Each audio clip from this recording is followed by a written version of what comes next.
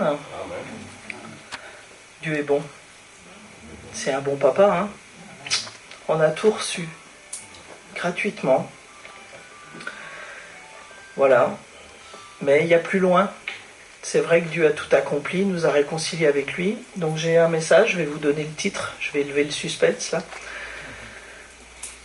J'avais reçu un titre et j'avais une idée de ce que ça voulait dire. C'est la louange, un style de vie. La louange, l'adoration, un style de vie. Et j'ai vraiment découvert des choses nouvelles pour moi. Alors j'espère qu'elles vont, si elles ne sont pas nouvelles pour vous, ben tant mieux. Mais des fois Dieu nous répète les choses parce qu'on approfondit aussi ce qu'on connaît déjà. Voilà, la louange et l'adoration, un style de vie. Alors, je vais vous dire ce que j'ai découvert qui m'a réjoui, parce que quand on a une relation, en fait la louange, un style de vie, ça parle de notre relation avec le Père. C'est pour ça que je vous ai dit que Dieu est un bon papa. Parce que si on est des adorateurs, des vrais adorateurs du Père, on est des amis de Jésus aussi, et on a tout compris. Et Dieu parle. Et Dieu révèle ses projets, révèle ses pensées, partage son cœur avec ses amis. Je pense que vous, ça ne vous étonne pas, vous faites de même, non? Vous ne partagez pas votre cœur, votre intimité avec des étrangers. En tout cas, j'espère que vous ne le faites pas, parce que si vous le faites, je pense que vous en avez eu des conséquences peut-être, hein. Voilà. Bon, des fois on peut se tromper, je pense que vous êtes déjà, comme moi, vous êtes déjà trompé d'amis, hein. Mais avec Dieu, on ne se trompe pas. Avec Dieu, moi Dieu m'a jamais trahi. Alors Monique partageait que ça fait 32 ans que Paul et elle ils se connaissent, enfin qu'ils se sont rencontrés, que Dieu les a unis. Moi ça fait 32 ans que je connais Dieu. Alors ça fait pas 32 ans que je connais l'amour du Père, franchement. Il y a eu un cheminement. Voilà, donc c'est un petit peu ça que je vais essayer d'éclairer. On a entendu aussi Paul qui a dit qu'il allait partager sur la guérison de l'esprit, de l'âme et du corps. Et je me suis aperçu que pour entrer dans l'amour du Père, c'est pour ça que ça fait 32 ans que Jésus est venu me chercher, qui s'est révélé à moi, qui m'a choisi, parce que c'est lui qui m'a choisi, comme vous, hein.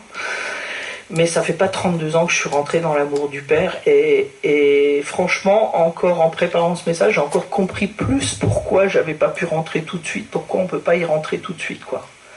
Parce qu'il y a vraiment... à comprendre, moi j'ai mis des années à comprendre, alors pourquoi, c'est pas l'objet de mon message, mais que j'étais pur, que le sang de Jésus, on l'a entendu dans la Sainte Seine, que le sang de Jésus est suffisant pour me réconcilier avec Dieu, que le sang de Jésus me purifie de tout péché, que je suis sans péché et que je peux aller devant le trône du Père, devant le trône de grâce, librement, et y demeurer même. Et c'est ça, l'adoration, un style de vie, c'est demeurer dans sa présence. C'est vivre, c'est pratiquer et vivre la présence de Dieu. Vous le savez, Dieu est omnipotent, omniscient, omnipotent. Omnipotent, ça veut dire qu'il est partout, qu'il est là en nous, il est avec nous. Et je pense que ça vous est arrivé, il n'y a pas qu'à moi que c'est arrivé cette affaire-là, de vivre comme si Dieu n'était pas là, ou comme si Dieu ne me voyait pas, ou comme si Dieu ne m'entendait pas. Ça, je l'ai eu fait. Et j'avoue que depuis quelques années, je vis cette présence de Dieu, elle est consciente, elle est devenue consciente. Ok ? Donc c'est un petit peu l'histoire de l'esprit aussi, de l'âme et du corps. On est beaucoup conscient de notre âme et de notre corps, mais pas beaucoup de notre esprit. C'est quelque chose qu'on doit apprendre. On doit apprendre. En rentrant dans la maison du Père, on apprend le monde du ciel. Voilà. Alors, je vais encore... Ouais. Ok. Alors, pourquoi je vous dis que Dieu est un bon papa et il répond à mes questions et que Dieu parle à ses amis? Je ne sais pas vous, mais je harcèle le trône de Dieu. Mais c'est une façon de dire, je viens souvent poser ces questions-là parce qu'elles pèsent sur mon cœur, mais je suis sûr que je ne suis pas un cas unique. De dire, Seigneur, tu vois ce qui se passe, tu vois tous ces morts, c'est vrai que ça m'émeut encore parce que quand je pense toute cette souffrance qu'on voit, alors nous on n'était pas trop touchés, bien qu'elle existe cette souffrance dans beaucoup de pays, hein, mais elle est venue chez nous. Elle est venue chez nous, elle est venue en Europe, elle est en Europe, on va le dire comme ça, et on sait que c'est pas terminé. Et souvent je dis, Seigneur, mais où elle est l'Église? Alors j'aime l'Église, je fais partie de l'Église et je prends ma part des choses, je m'exclus pas. D'ailleurs quand je vous parle, je parle à moi, enfin voilà, je suis avec vous dedans. Je suis pas au-dessus, moi j'ai tout compris et je fais tout ce qu'il faut. Non, c'est pas ça, mais je dis, mais Seigneur, pourquoi l'Église? Qu'est-ce qu'elle fait l'Église? Voilà. Et ça me réjouit, et Dieu est bon, et c'est un bon papa. Et on est vraiment dans cet amour et dans cette grâce. Dieu est lent, la colère riche en bonté. Et c'est la patience de Dieu qui est aussi notre salut. Dieu ne nous condamne pas. Ok, d'accord. On est en chemin. D'accord? Voilà. Et il nous encourage à aller de progrès en progrès. On peut dire aussi de victoire en victoire et de gloire en gloire. Ce que je voudrais vous dire, c'est que ce que j'ai reçu là, c'est une des clés pour l'Église qui rentre dans la victoire. L'Église, on a l'impression qu'elle est absente de ce monde. Non, elle n'est pas absente. Elle n'est pas loin de faire une percée, je vous le dis. Mais maintenant, ça ne se fera pas avec des idées humaines. Ça se fera par le Saint-Esprit. Ok? Et ce que je voudrais partager avec vous ce matin, c'est quelque chose que j'ai reçu, mais c'est tellement bon. Je suis béni d'apporter la parole ce matin. Je vous le dis franchement, j'espère, je le sais Seigneur, parce que t'es pas que bon pour moi. Dieu a une famille nombreuse, je suis pas une fille unique du Père. On est frères et sœurs, et je sais que vous allez être richement bénis aussi ce matin, parce que Dieu m'a montré. Ok? Voilà. Donc, cette percée ne se fera que par le Saint-Esprit, c'est-à-dire que dans la communion avec Dieu. Où est-ce qu'on est en pleine sécurité? Je suis sûr que ici, je dirais presque tout le monde l'a déjà vécu. Ça vous est déjà arrivé d'avoir des circonstances terribles et de vous sentir en paix, et que ça vous ébranle pas, que vous n'êtes pas en panique, et vous êtes en sécurité. Pourquoi? Parce que vous êtes connecté, vous êtes en relation avec le Père, et vous savez que votre vie, elle est dans sa main à lui, et que c'est lui le maître du monde, c'est lui qui dirige, c'est lui qui décide. Ok? Ça nous est aussi arrivé, je pense pas qu'à moi, aussi d'avoir des moments où on n'est pas dans cette connexion, on n'est pas dans cette foi, et on se laisse gagner par les événements. Où on stresse, on panique, voilà. Mais merci Seigneur, moi en tout cas ça m'arrive de moins en moins. Alors c'est un signe aussi que je demeure dans sa présence vraiment au maximum, voilà. Mais après on a aussi des étapes qu'on franchit dans la foi, dans la relation, parce que la relation, comme on parle du couple, la relation ça s'entretient, et la relation ça évolue, ça mûrit, ça grandit, ça se consolide, voilà. Ok, donc je vais vous emmener dans un verset, attendez, il faut que je cherche, parce qu'en fait j'ai construit mon message complètement, mais ouais, ça c'est normal. C'est souvent dans Corinthiens, c'est ça que je vais voir, parce que c'est tout à la...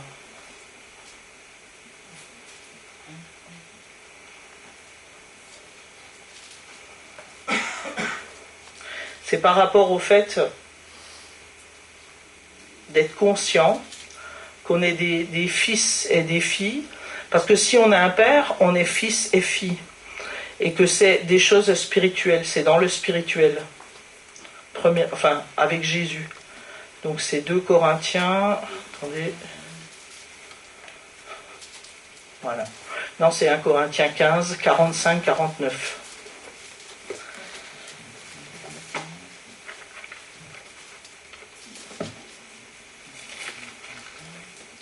1 Corinthiens 15, 45, 49. L'Écriture ne déclare-t-elle pas: le premier homme Adam devint un être vivant, doué de la vie naturelle. Le dernier Adam est devenu, lui, un être qui, animé par l'Esprit, communique la vie. Mais ce qui vient en premier lieu, ce n'est pas ce qui appartient au règne de l'Esprit. C'est ce qui appartient à l'ordre naturel. Ce qui appartient au règne de l'Esprit ne vient qu'ensuite. Le premier homme formé de la poussière du sol appartient à la terre, le second homme appartient au ciel. Or, tous ceux qui ont été formés de la poussière sont semblables à celui qui a été formé de la poussière. De même aussi, ceux qui appartiennent au ciel sont semblables à celui qui appartient au ciel. Et comme nous avons porté l'image de l'homme formé de la poussière, Nous porterons aussi l'image de l'homme qui appartient au ciel. Amen. C'est ça cette promesse pour nous. Donc nous appartenons... Alors c'est ça le problème qu'on a, nous. C'est qu'on appartient à la fois à l'homme de la terre et à la fois à l'homme du ciel. Et c'est toujours ce fameux combat. Et c'est ce qui fait, en tout cas c'est l'explication que j'ai compris aujourd'hui, qui fait que je ne suis pas rentré dans cet amour du Père tout de suite. Parce que ça, c'est des choses que j'ai mis du temps à comprendre. Je ne pense pas que je sois un cas unique. Et peut-être qu'il y a des frères et des sœurs ici encore, ben c'est normal, on n'est pas convertis tous depuis donc on a un cheminement aussi dans la foi. Voilà. Donc il faut être conscient de l'homme qu'on appartient au ciel. Voilà. Et qu'à partir du moment où on a été choisi par Jésus, qu'on a eu la révélation du Fils, on marche dans cet homme spirituel. Voilà. Et vous connaissez ce proverbe indien? Alors je vais vous donner une image que beaucoup connaissent, les vieux de la vieille, ils doivent connaître ça.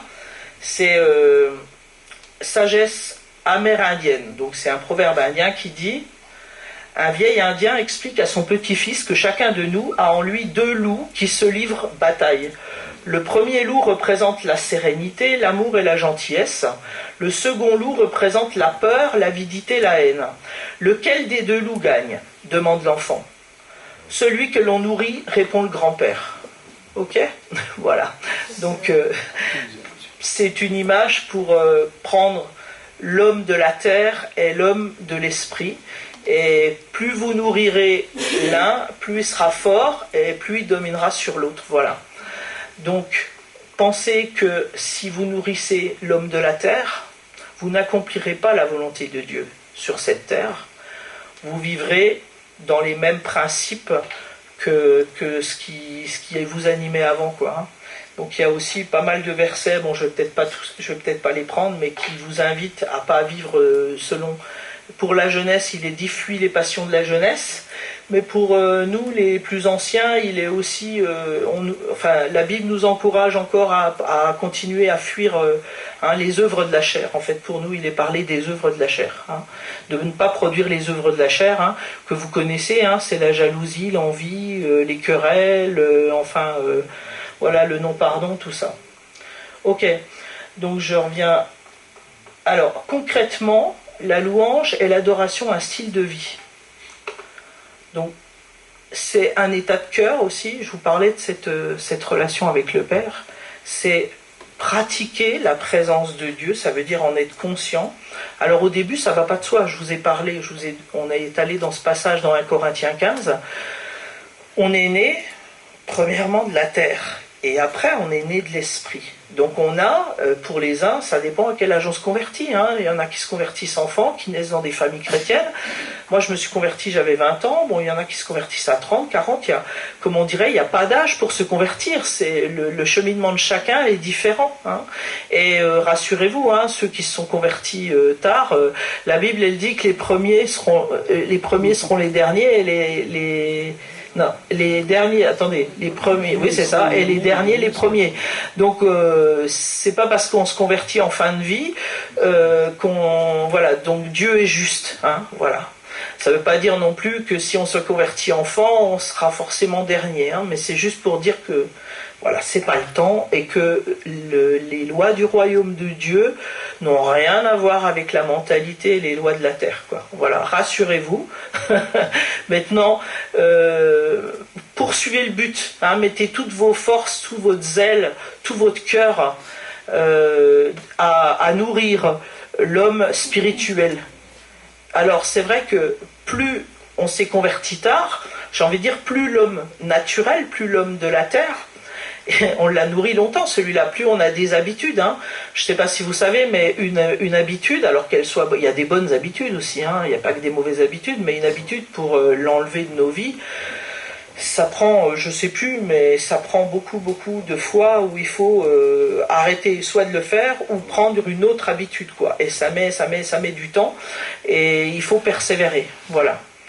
Donc c'est vrai que le salut est gratuit, mais que donc votre esprit est pur, le sang de Jésus est suffisant, vous avez accès au trône de Dieu, donc rien ne vous empêche d'être en relation avec Dieu, c'est vous qui décidez en fait, c'est ça. C'est une question de choix.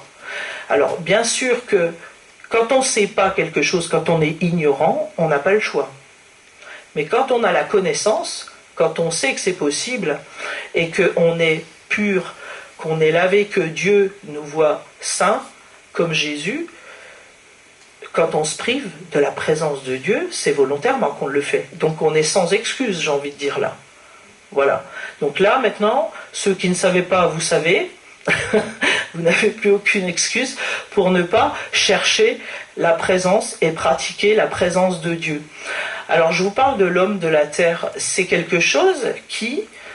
En fait, il faut s'habituer à cette présence. Quand je dis pratiquer la présence, c'est s'y habituer. C'est croire la parole, c'est là que la foi, elle intervient. La foi, c'est croire la parole de Dieu aussi. Hein. Donc c'est dire, la Bible, on a mangé le pain. On a mangé le pain et on l'a pris avec la foi, ok ? De dire, c'est le corps de Christ qui a été brisé pour nous. On a proclamé que Jésus avait pris des coups pour que nous, on soit guéris. Et c'est vrai, c'est vrai. Et on a pris ce pain avec la foi. Maintenant, c'est pareil. Ce que la parole vous dit, tout ce qu'elle vous dit, c'est la vérité. C'est ça la foi. Je le crois.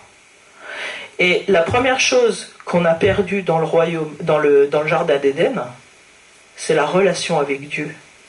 Et si Dieu, il a envoyé Jésus, et si Dieu, il dit... Le sang de mon fils est suffisant. Dieu s'est racheté un peuple. Mais vous pouvez remplacer peuple par famille. Parce que j'ai commencé ce message en vous parlant, la louange et l'adoration, un style de vie, et je vous ai tout de suite amené à l'amour du Père, à la relation avec le Père. Dieu s'est racheté une famille. Nous sommes la famille de Dieu. Dieu est un Père. Alors, devenons des fils et des filles. Pourquoi j'insiste là-dessus ? Parce que on ne peut pas non plus rentrer dans cette présence du Père, dans cet amour du Père, sans accepter que la parole de Dieu, c'est la vérité, sans accepter ce que Jésus nous a enseigné.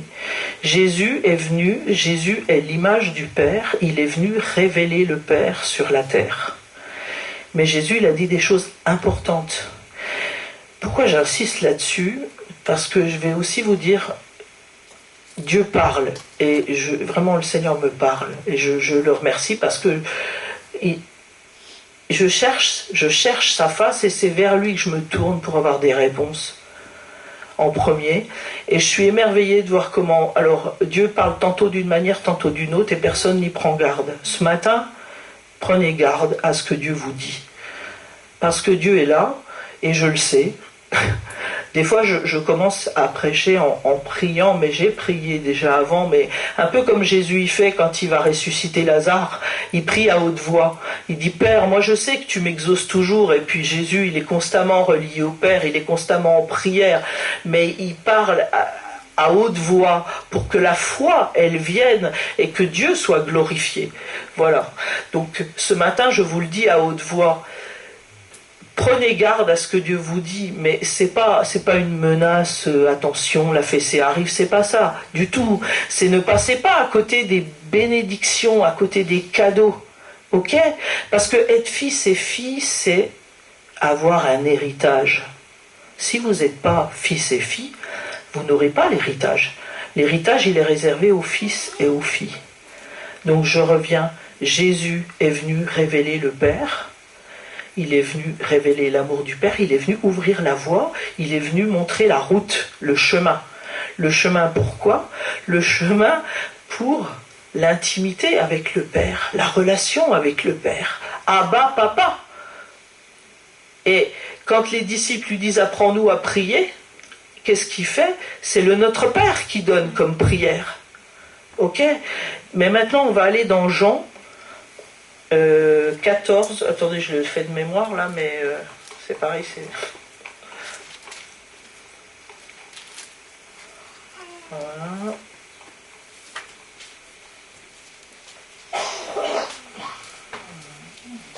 Voilà. Jean 14, 6, 7 et puis 15, 25. Donc alors, si on prend Jean 14, 6, 7, le chemin, répondit Jésus, c'est moi. Donc je crois de mémoire qu'il parle à Thomas. Le chemin, répondit Jésus, c'est moi, parce que je suis la vérité et la vie. Personne ne va au Père sans passer par moi. Donc on est bien d'accord, tous ici, je le crois. Si vous ne l'êtes pas, je vous invite. Je pense que si vous êtes là, Jésus vous a appelé et choisi.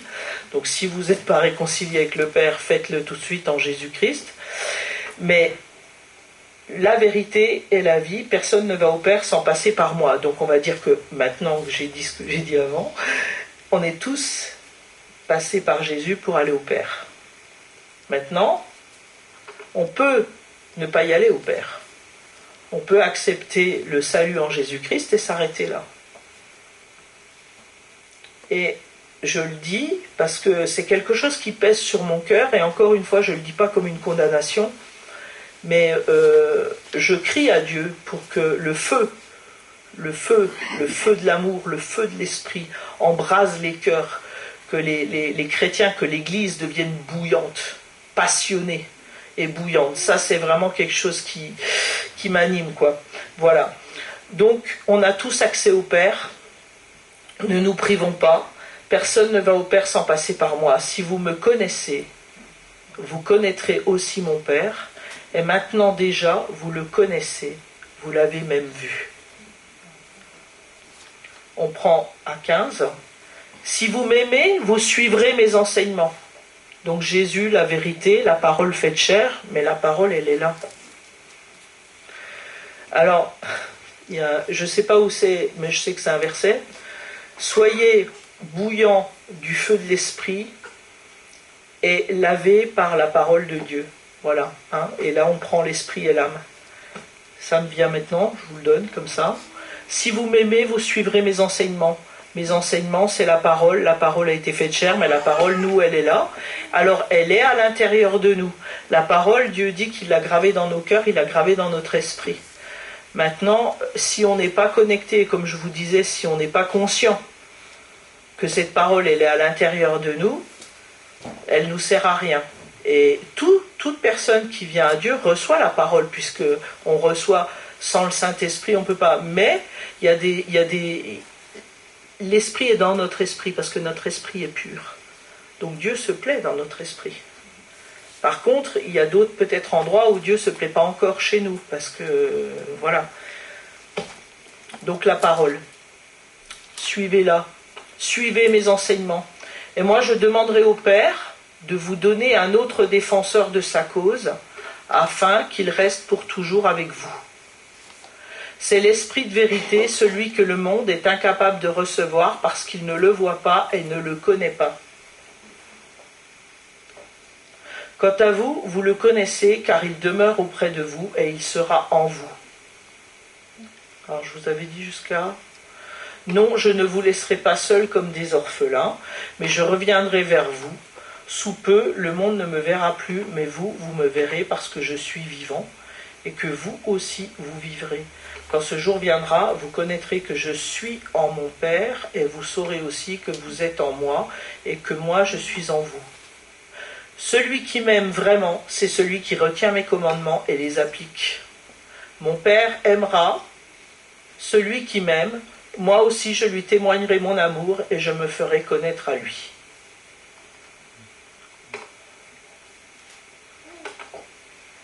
Alors, il y a Jude, donc lui demande, Seigneur, pourquoi est-ce seulement à nous que tu veux te manifester et non au monde? Ah oui, ça c'est une bonne question, que des fois on peut entendre, en tout cas moi je l'ai déjà entendu. Jésus lui répondit, si quelqu'un m'aime, il obéira à ce que j'ai dit, mon Père aussi l'aimera. Nous viendrons tous deux à lui et nous établirons notre demeure chez lui. Mais celui qui ne m'aime pas et ne met pas mes paroles en pratique, mais celui qui ne m'aime pas ne met pas mes paroles en pratique. Or, cette parole que vous entendez ne vient pas de moi, c'est la parole même du Père qui m'a envoyé. Voilà. Je vous dis tout cela pendant que je suis encore avec vous, mais le défenseur, le Saint-Esprit, que le Père enverra en mon nom, vous enseignera toutes choses et vous rappellera tout ce que je vous ai dit moi-même. Ok. c'est vrai que pour connaître le Saint-Esprit, pour pratiquer cette conscience et puis être l'ami aussi du Saint-Esprit, parce que si on est l'ami du Fils, on est l'ami du Père, vous l'avez compris, et on est l'ami du Saint-Esprit. Et rien, enfin tout ce que notre destinée sur la terre, les bonnes œuvres que Dieu a préparées d'avance pour nos vies, parce que si on n'avait rien à faire sur cette terre, vous savez, Matthieu 6, 32, cherchez premièrement le royaume de Dieu et sa justice, et toutes choses vous seront données. On est là pour amener le ciel sur la terre. On est là pour ramener le royaume de Dieu sur la terre. On est l'armée de l'Éternel. Et ce que je veux vous dire, c'est que si on ne passe pas par l'adoration comme style de vie, on ne deviendra pas ça. Et quelque part, on n'est pas ami avec le Fils, on n'est pas ami avec le Père, on n'est pas ami avec le Saint-Esprit.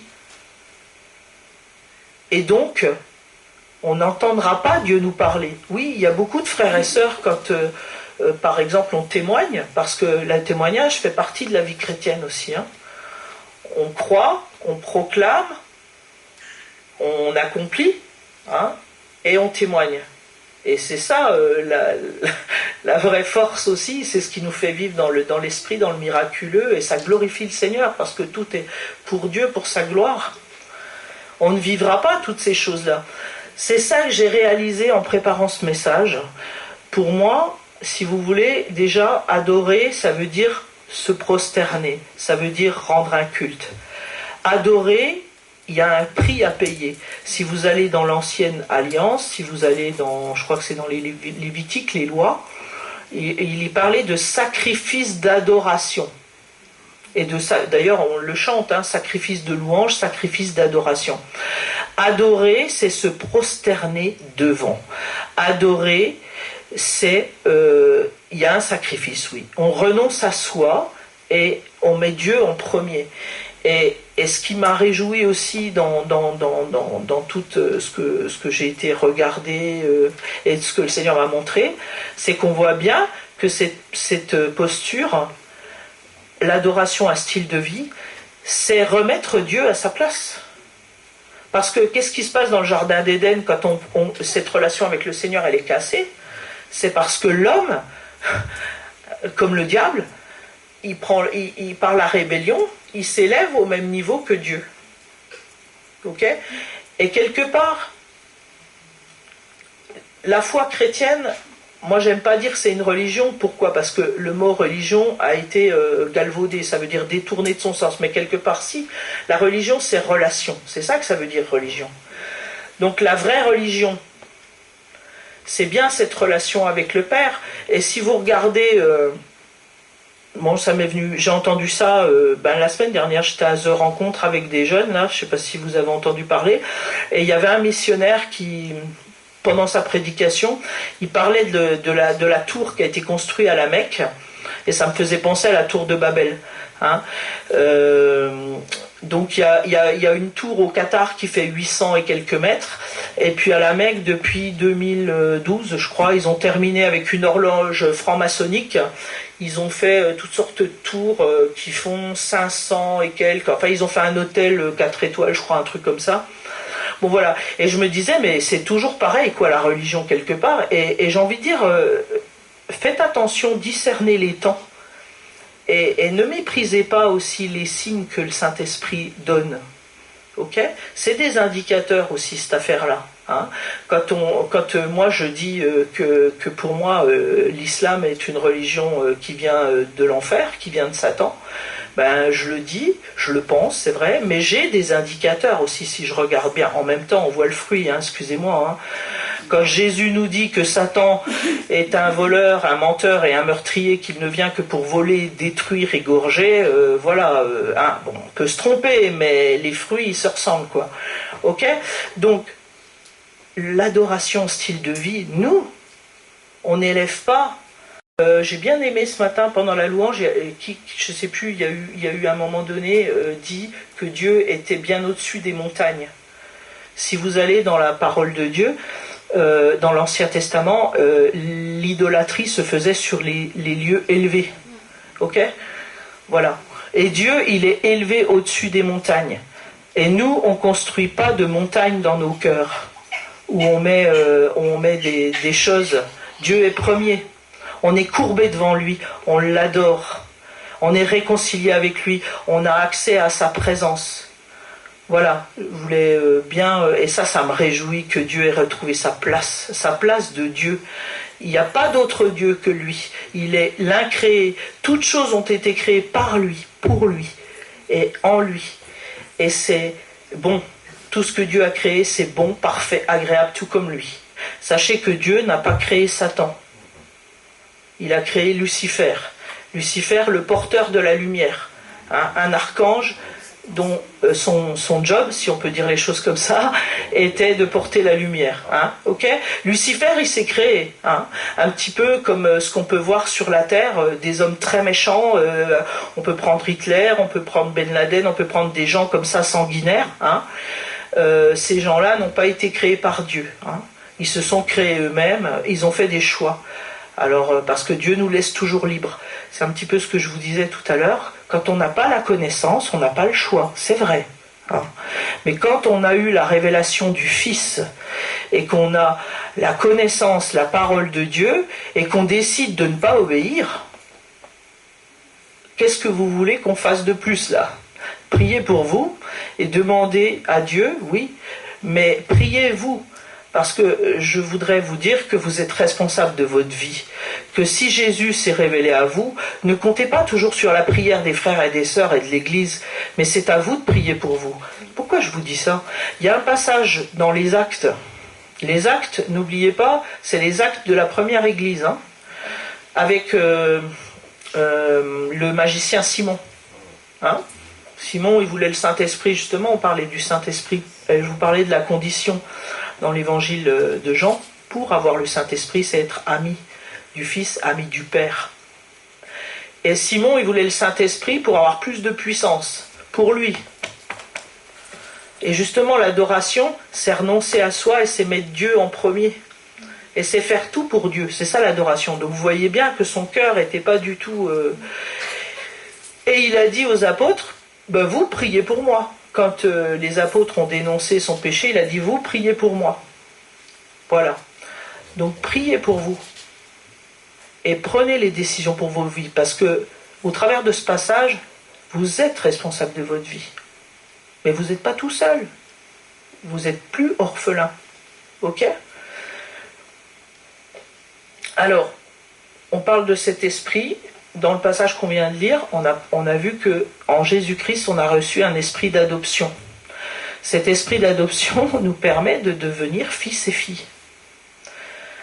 Il y a beaucoup de chrétiens, c'est ce que je vous disais, en tout cas moi j'en rencontre régulièrement. Bon, je travaille dans un endroit où il y a beaucoup de chrétiens aussi, donc je rencontre beaucoup de non-chrétiens, mais je rencontre aussi beaucoup de chrétiens, et je peux vous dire que je vois beaucoup de frères et sœurs qui n'ont pas cet esprit d'adoption, parce qu'ils ne connaissent pas l'amour du Père, ils ne croient plus. Alors c'est triste parce que si on n'a pas l'esprit d'adoption, on a l'esprit d'orphelin. Hein. L'esprit d'orphelin, ça veut dire qu'on n'a pas de famille. Un orphelin, il n'a pas de parents, mais il n'a souvent pas de famille non plus. Il est seul, il est isolé. Et je suis triste parce que, ça me rend triste parce que ces frères et sœurs, ils ne croient même plus en la guérison divine, ils sont malades beaucoup. Ils prient plus pour la maladie parce qu'ils ont eu tellement d'échecs. Ils ont tellement de fois pas été guéris, enfin voilà, hein, ok. Et alors, qu'est-ce qui fait qu'on peut recevoir Jésus et à un moment donné être bloqué dans sa progression? Alors, je vais revenir à la Genèse. Donc la Genèse, la relation s'est rompue. Jésus, au travers de son sang, on est relié au Père. Alors, il y a quelque chose que j'ai entendu, que je reprends parce que je trouve que c'est une bonne image.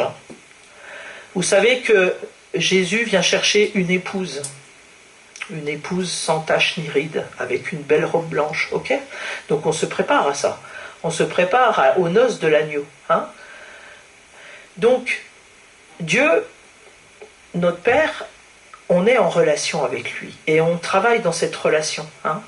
Et cette relation, elle bouge.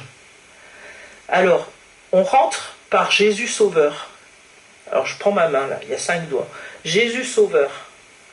Après, Jésus Seigneur. Après, l'amour du père, l'ami, et l'épouse, la fiancée, l'épouse. Voilà. Et je trouve que c'est une belle image, quoi. Donc, le souci, à vous de voir où vous en êtes. Moi, je sais, mais à vous de répondre devant le Seigneur, hein, où vous en êtes, et de poursuivre avec le Père, où vous en êtes. Bon, le souci, c'est qu'il y a énormément, je dis vraiment souci, de frères et de sœurs qui ne sont pas rentrés dans l'amour du Père. Alors, pourquoi on n'arrive pas parfois, je ne dis pas que c'est toujours la raison, mais quand même, si je pense que ça vient beaucoup, du non-pardon. Moi, des fois, je suis vraiment attristée parce que des frères et des sœurs, et je travaille avec, enfin bon, je sais pas, mais si je peux quand même, je peux dire les choses, je travaille avec des enfants qui sont placés, et souvent, ils ont des histoires avec leurs parents, pas drôles, quoi. Et il y en a qui se sont convertis, gloire à Dieu, et qui expérimentent la guérison et tout ça, mais bon, c'est vraiment un chemin. Et c'est vrai que, ben, je leur dis, pardonne à ton père et à ta mère, tu les bénis. Et bon, quand la première fois ils entendent des trucs comme ça, ah non, j'entends ça des fois. Ok, alors c'est un travail, bon après. Et combien il y a de frères et sœurs, bon là je change même des adultes, quand vous leur dites pardonne à cette personne, si tu as de l'amertume, si tu as de la haine, de la colère, tu as humainement, je comprends que tu sois en colère, parce que la colère, elle vient d'une injustice, ou bon des fois c'est la personne qui est pleine de rejet aussi, bon, le cœur est là mais pas guéri non plus, voilà. Mais Dieu nous a donné une arme puissante qui est le pardon. Et comment dire, si on refuse de pardonner, on ne peut pas entrer dans l'amour du Père. Alors, pourquoi je parlais des parents? Parce que je parle de l'amour du Père aussi. Il y a un verset dans la parole qui dit, alors j'ai la référence, tu honores ton père et ta mère, mais tout le monde le connaît, alors on va peut-être pas aller le chercher. Comment? Oui, honore ton père et ta mère, hein, et oui, ça sera la santé pour tes os, où tu allongeras tes jours sur la terre, voilà, ok. Donc, ah oui, et moi je l'ai trouvé, ah si, ça c'est super, dans le Nouveau Testament, parce que je sais qu'il est dans l'Ancien Testament, ça fait partie des commandements, hein, de Moïse, mais Jésus le reprend. Alors Seigneur, aide-moi à le trouver, parce que j'ai tellement marqué de versets, et puis, excusez-moi, hein. Mais...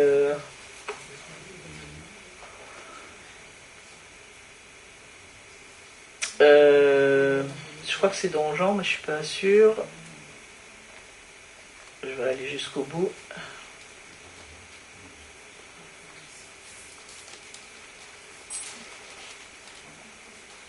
Ah, c'est ça, Matthieu 15, 4, 9. En effet, Dieu a dit, honore ton père et ta mère. Mais vous, alors ça c'est Jésus qui parle, hein, mais vous, qu'enseignez-vous? Qu'il suffit de dire à son père ou à sa mère, je fais offrande à Dieu d'une part de mes biens avec laquelle j'aurais pu t'assister. Donc là, c'est un exemple de ne pas honorer. Pour ne plus rien devoir à son père ou à sa mère. Ainsi, vous annulez la parole de Dieu pour la remplacer par votre tradition. Hypocrite, Ésaïe vous a fort bien dépeint dans sa prophétie. Donc, ce peuple m'honore du bout des lèvres, mais au fond de son cœur, il est bien loin de moi. Le culte qu'il me rend n'a aucune valeur, car les enseignements qu'il donne ne sont que des règles inventées par les hommes. Voilà. On comprend bien, tout ça est lié. Pratiquer la présence du Père, être dans la présence du Père, aimer Jésus, aimer le Père, aimer sa présence, aimer le Saint-Esprit et honorer ses parents. Parce que on le sait. On sait que Dieu nous demande d'honorer nos parents. Alors pourquoi je vous parle et que j'insiste sur ce passage? Parce que vous ne pouvez pas, on parlait, Paul pendant l'adoration, il a vu des vagues, ok? Jésus nous dit, la moisson, elle est mûre, elle est blanche, elle est grande, mais il y a peu d'ouvriers, priez le maître de la moisson pour qu'il y ait des ouvriers. Comment? Et ça, c'est pas moi qui l'invente, hein.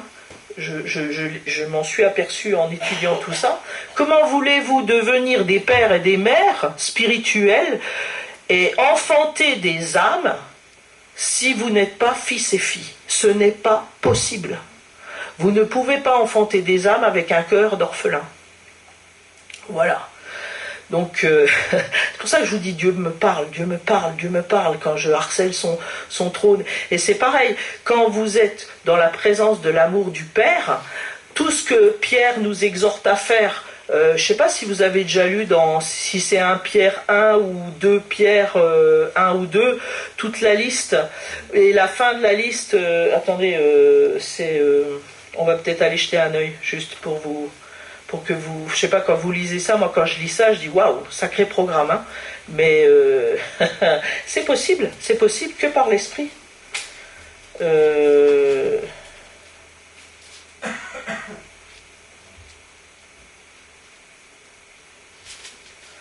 Bon, il le dit donc, 1 Pierre 1, hein, il parle de l'amour, par votre obéissance à la vérité, vous avez purifié votre être afin d'aimer sincèrement vos frères. Aimez-vous donc ardemment les uns les autres de tout votre cœur, car vous êtes nés à une vie nouvelle, non d'un homme mortel, mais d'une semence immortelle, la parole vivante et éternelle de Dieu. Voilà. Bon, et dans 2, il donne toute la liste, ça doit être dans 2 Pierre 1. Faut savoir que c'est quand même les derniers écrits qu'il a fait, donc avant de partir, hein, il savait. Je sais plus, il donne toute une liste... Ben non, je sais plus, bon, c'est pas grave. Et en fait, il termine ayez du zèle pour la parole, soyez bouillants, fervents, enfin voilà. Et puis il finit par l'amour fraternel, quoi. Et on voit bien que c'est pas quelque chose qui va de soi humainement, hein.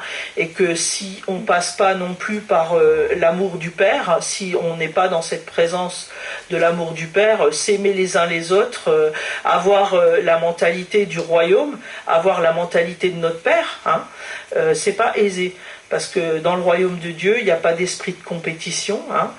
On ne se réjouit pas quand son frère ou sa sœur y chute, mais on s'inquiète, on va l'aider à se relever, on va panser ses plaies, on va l'encourager, voilà, hein. Et en fait, c'est ce qu'on appelle la culture de l'honneur.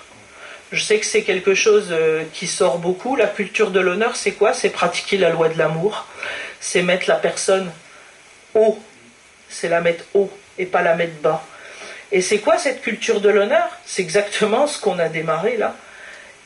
Et puis on va terminer par là, parce que ça reste toujours la bonne nouvelle, et on va finir par cette très bonne nouvelle. La culture de l'honneur, c'est ce que Dieu nous a appliqué à nous. Il nous a mis haut, alors qu'on était bas, qu'on avait chuté, mais lui, il est venu plus bas que nous, hein, pour nous placer haut. Et c'est pour ça que la parole, elle dit aussi, Dieu résiste aux orgueilleux, hein, l'orgueil c'est la chair, mais il fait grâce aux humbles. Et dit autrement, Dieu élève celui qui s'abaisse et Dieu abaisse celui qui s'élève. Voilà. Et quand Dieu nous abaisse parce qu'on s'est élevé, c'est pas pour encore une fois nous mettre une fessée, hein. Quitter le Dieu. Je dis ça parce que moi j'ai eu peur de Dieu pendant toute mon enfance, parce qu'on m'a enseigné que Dieu mettait des fessées, que quand je me faisais mal, c'est le bon Dieu qui te punit. Donc c'est vrai, j'ai à cœur aussi de dire ça à Dieu. Et des fois on a comme ça des images, ou alors si on a eu un père violent aussi, ça peut arriver, hein. Moi je suis d'une génération où ça triquait, hein, excusez-moi, mais j'en ai pris des raclés. En plus avec le caractère que j'ai, voilà. Mais Dieu est pas comme ça. Et ouais, ça me fait rire. Mais Dieu n'est pas comme ça. Je veux dire, le Seigneur, quand il nous abaisse, c'est pas pour nous, comment dire, c'est pas pour nous mettre une fessée, c'est pas ça. C'est toujours par amour. La Bible, elle dit que Dieu corrige, reprend, châtie, enseigne, voilà. Corriger, c'est redresser, hein. C'est pas, encore une fois, quand on parle de correction, nous, tout de suite, dans notre tête, c'est la trique, et puis voilà. Non, corriger, c'est redresser, c'est remettre dans le droit chemin, dans la bonne voie. Voilà. Donc, Dieu nous a élevés en Jésus. Le sang de Jésus est suffisant. Il nous a placés haut. Il nous a placés dans sa présence. On ne peut pas être plus haut. On est assis dans les lieux célestes avec Jésus. Amen. Voilà. Donc, placez haut vos frères et vos sœurs. Placez haut vos parents. pardonnez, bénissez. Voilà. Et vous serez l'armée du Seigneur des derniers temps. Amen. Amen. Je voudrais juste sceller tout ce qui vient de se dire. Seigneur, merci. Merci, Papa d'amour, merci. Que ton nom soit glorifié, que ton nom soit béni, Seigneur. Que ta volonté se fasse dans l'Église, Seigneur. Amen. Merci pour cette bonne matinée avec toi, Seigneur. Et là, on va se séparer, mais on reste dans ta présence. Amen.